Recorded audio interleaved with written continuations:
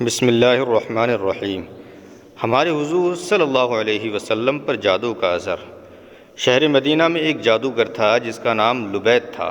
ایک بار مدینہ کے بہت سے یہودی اس جادوگر کے پاس آئے اور کہنے لگے کہ اے عبید، تم تو دیکھ ہی رہے ہو کہ یہ محمد کیسے اپنے دین کو پھیلاتے جا رہے ہیں۔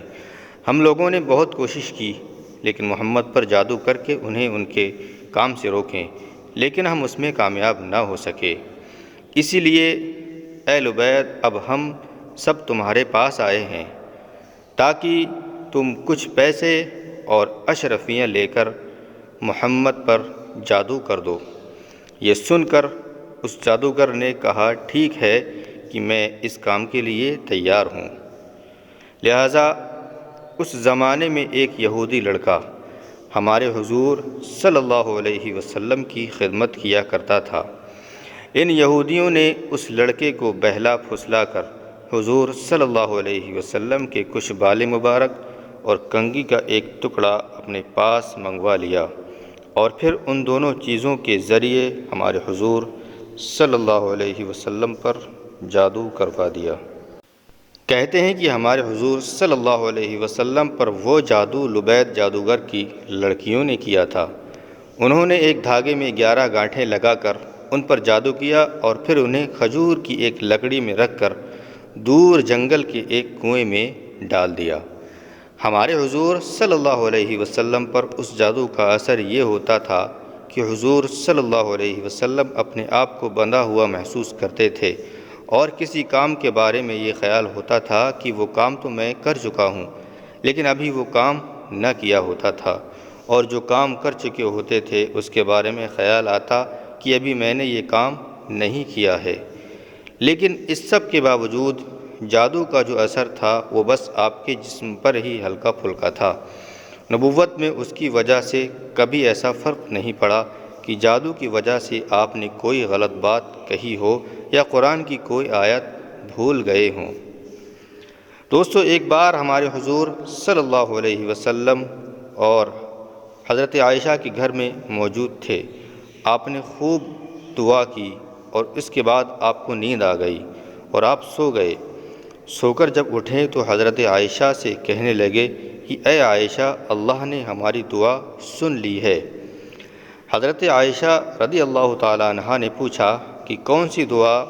اللہ تبارک و تعالیٰ کہ اے رسول، حضور صلی اللہ علیہ وسلم نے فرمایا کہ ابھی خواب میں میرے پاس 2 فرشتے آئے تھے۔ ان میں سے ایک نے دوسرے سے کہا کہ یہ محمد کو کیا ہوا ہے؟ تو دوسرے نے جواب دیا کہ ان پر جادو کیا گیا ہے۔ پہلے فرشتے نے پوچھا کہ کس نے جادو کیا ہے؟ تو دوسرے فرشتے نے جواب دیا کہ مدینہ کے ایک جادوگر نے ان پر جادو کیا ہے۔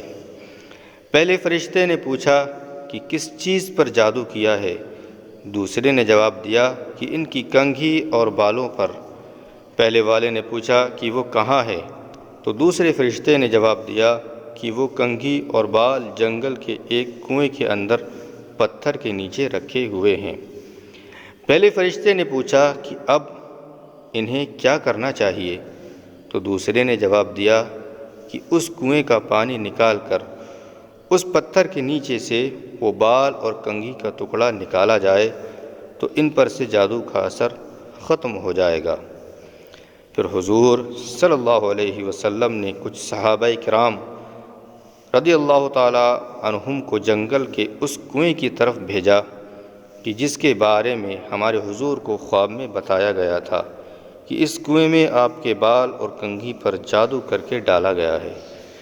ان سارے صحابہ جب کنویں پر پہنچے، کنویں کا پانی نکالا اور جو جگہ بتائی تھی اس جگہ سے کنگھی اور بال نکال کر ہمارے حضور صلی اللہ علیہ وسلم کے پاس پہنچے۔ حضرت جبریل علیہ السلام نے ہمارے حضور صلی اللہ علیہ وسلم کو آ کر بتایا کہ سورہ فلق اور سورہ ناس پڑھ کر آپ ان میں سے ایک ایک گانٹھ کھولتے جائیں۔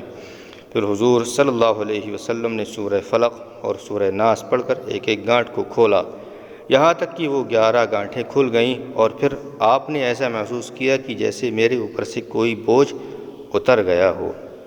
ان سب کے بعد لبید جادوگر کو بلایا گیا اور اس سے پوچھا گیا تو اس نے اپنے جرم کا اقرار کیا کہ ہاں، میں نے ہی آپ پر جادو کیا تھا۔ ہمارے حضور صلی اللہ علیہ وسلم نے اسے معاف کر دیا اور کوئی سزا نہ دی۔